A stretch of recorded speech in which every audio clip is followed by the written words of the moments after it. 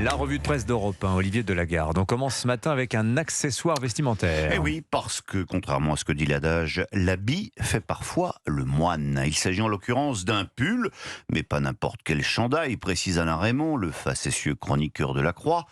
Un pull col en V à 39,90 € et qui, à en croire les experts, pourrait même être légèrement troué.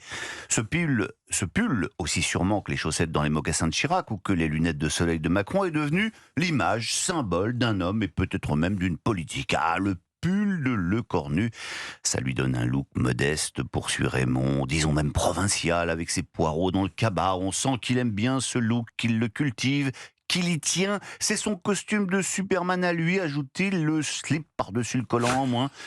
Avec son pull collant V à 39,90 €, il se sent invincible. Il déjoue les pronostics, vient à bout des motions de censure, signe des budgets réputés impossibles. Le Cornu, conclut-il, c'est Superman, pull troué, col en V. Mais ce matin, Sébastien Lecornu se retrouve face à un dilemme. Eh oui, parce qu'on l'imagine ce matin devant son tiroir à chaussettes. Que faire maintenant que le budget a été adopté? Continuer à la jouer profil bas ou bien abandonner son pull col en V? C'est la question que se pose aussi finalement, en d'autres termes, Cécile Cornudet des Échos. À quoi le Cornu peut-il encore servir? Notre Premier ministre a beau avoir rempli la mission budget, il a maintenant un problème, nous persuader que le quinquennat n'est pas fini. Et pour ce faire, il doit déployer les qualités et l'image inverse à celles qui lui ont servi depuis son arrivée à Matignon pour faire oublier la Macronie triomphante, modestie, discrétion, pull troué. Il paraît que le Cornu s'est donné une semaine pour réfléchir à sa prochaine mission. Alors, est-ce que l'on a idée des chantiers qu'il pourrait lancer? Non, mon cher Dimitri. En revanche, on connaît déjà les dossiers dont il ne va pas s'occuper.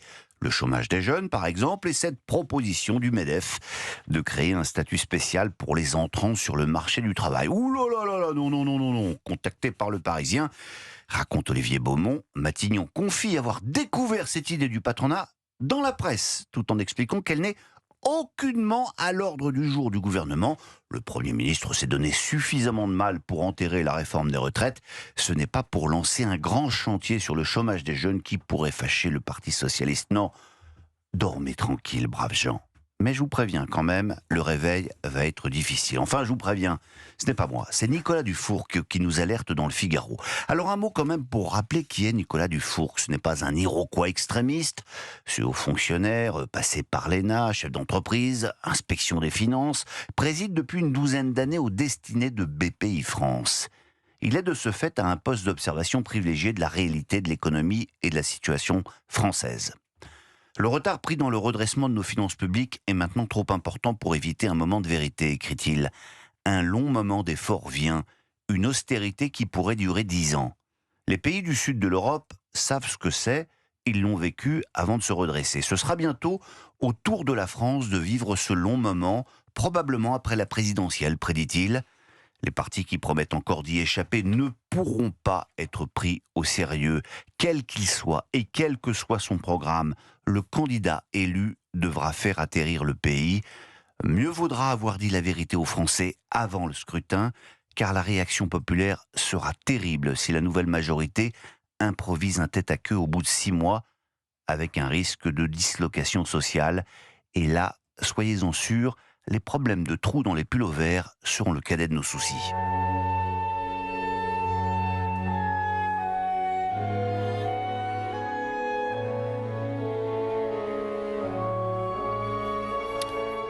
Si l'on termine avec le concerto numéro 23 de Mozart, c'est pas juste pour insister sur la gravité du moment politique, Dimitri. C'est pour illustrer un magnifique papier signé Ariane Bavelier dans le Figaro. Cette musique, c'est effectivement celle qui est utilisée par le chorégraphe Angelin Preljocaj dans son ballet Le Parc, qui est redonné à l'Opéra de Paris, rappelle-t-elle. Un ballet qui a déjà plus de 30 ans et qui reste à jamais inoubliable pour la scène du baiser.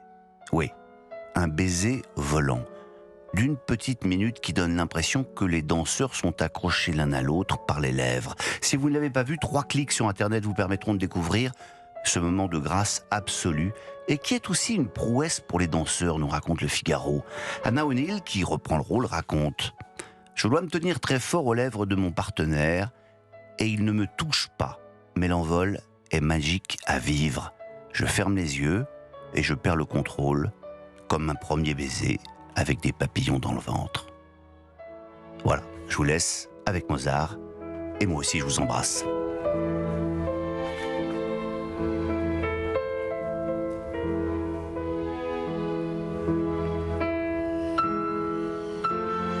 Merci beaucoup Olivier Delagarde.